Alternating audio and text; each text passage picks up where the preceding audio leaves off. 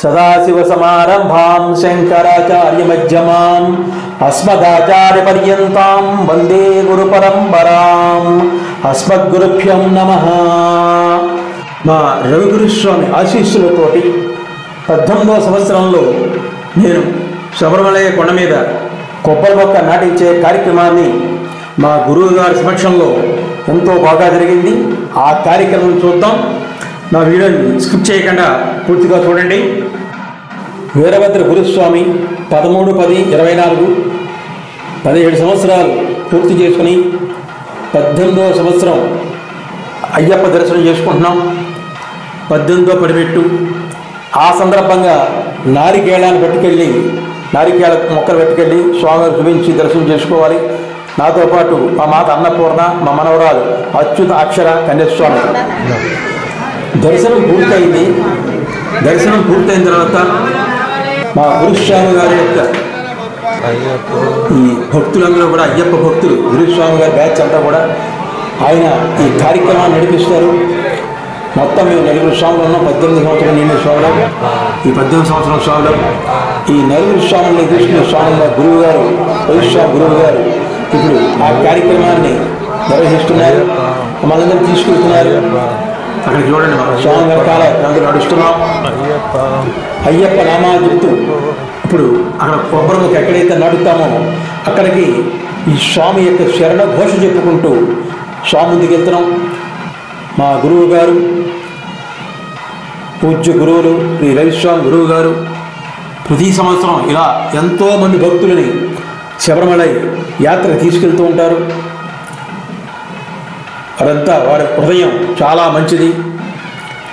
ఈ రకంగా అందరినీ కూడా స్వామి తీసుకెళ్తున్నారు. అందరూ మరి బయలుదేరుతున్నాం. శరణ ఘోష చెప్తూ బయలుదేరుతున్నాం అందరం కూడా.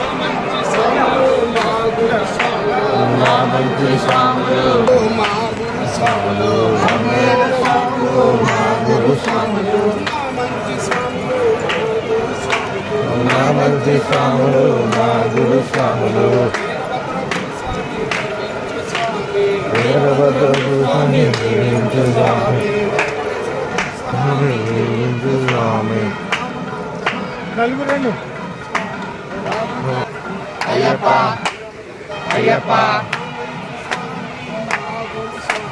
మా మంచి స్వామి, మా గురు స్వామి.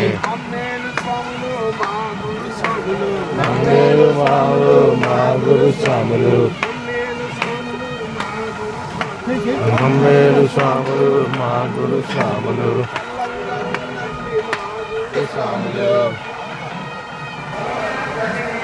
తెలంగా ఉండండి మా గురు స్వాములు.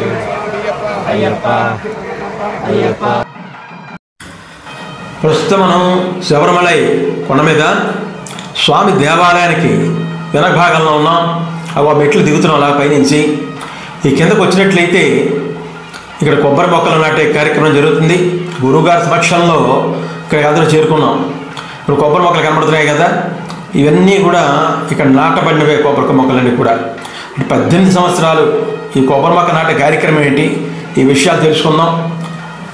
ముందుగా మనం మాల వేసుకోవడానికి ముందుగానే ఒక కొబ్బరి మొక్క కొనుక్కోవాలి. 18వ సంవత్సరంలో ఎవరైతే శబరిమల వెళ్తారో వాళ్ళు మాత్రమే ఈ కొబ్బరి మొక్క తీసుకోవాలి. కనబడుతుంది కదా, దృశ్యంలో కనబడుతుంది, పిక్చర్ కనబడుతుంది. అక్కడ ఒక చిన్న కొబ్బరి మొక్క తీసుకోవాలి, పెద్దది తీసుకోకూడదు. ఎందుకంటే బరువు ఉండకూడదు. వెళ్ళి మనం 18 మెట్లు ఎక్కాలి, ఈ 5 కొండలు ఎక్కి వెళ్ళాలి. మరి ఈ బరువు తక్కువగా ఉంటే బాగుంటుంది. చిన్న మొక్క తీసుకోవాలి.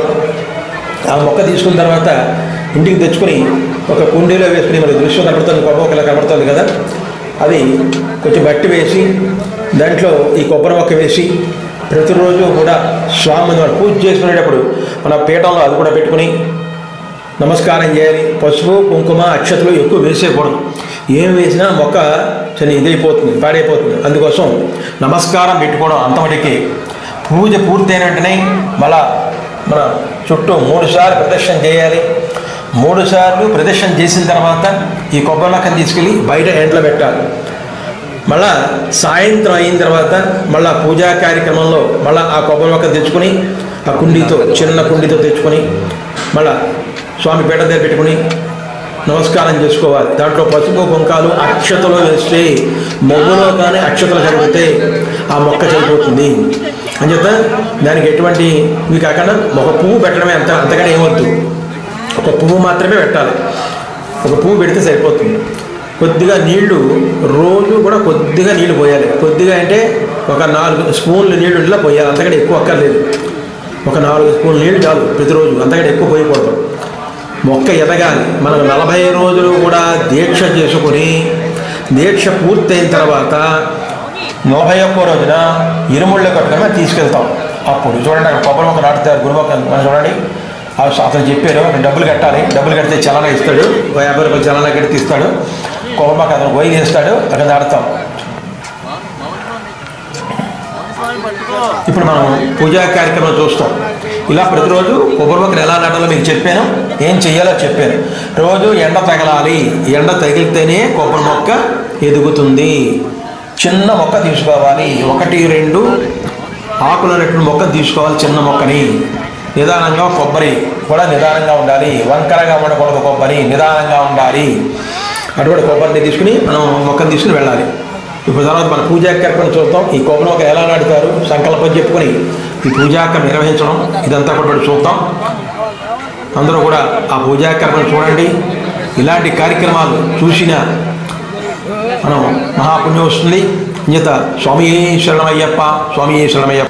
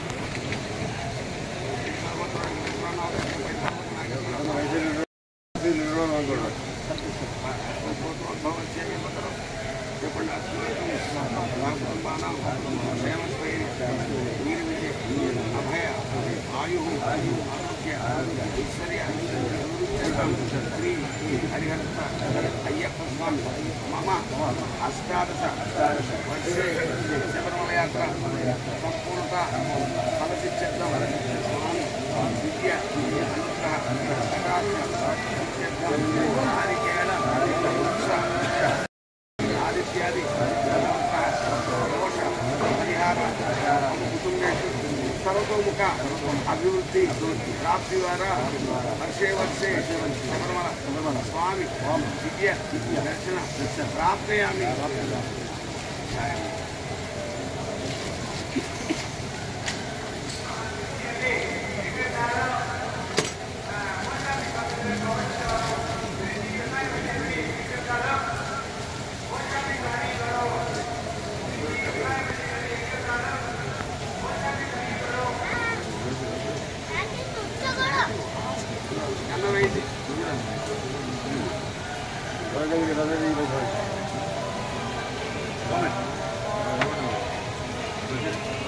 అక్షంతలు మొదల్లో వేయండి.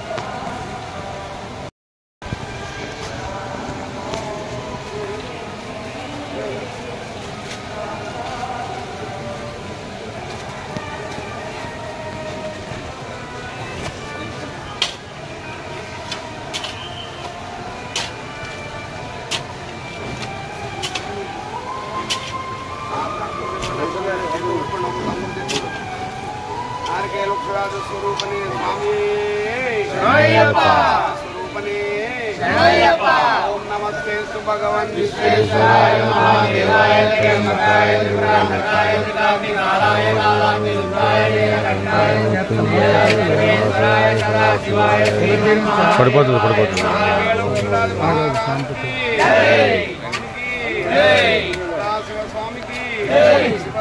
చేతులతోనయ్యా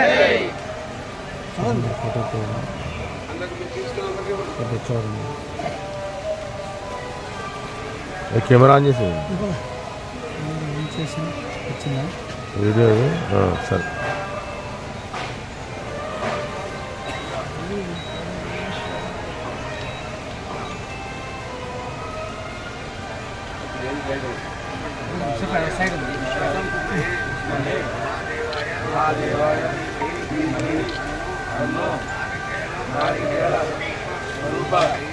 అయ్యప్ప స్వరూప స్వరూప సనాతన స్వరూప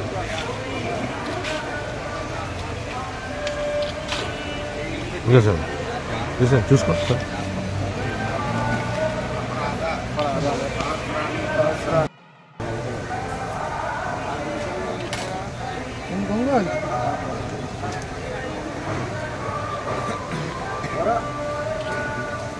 అయ్యప్ప దండం పెట్టుకోండి ఇలాగే స్వామి నాకు కోరుకున్నంతకాలం చదువులు వస్తాను దండం పెట్టుకోండి.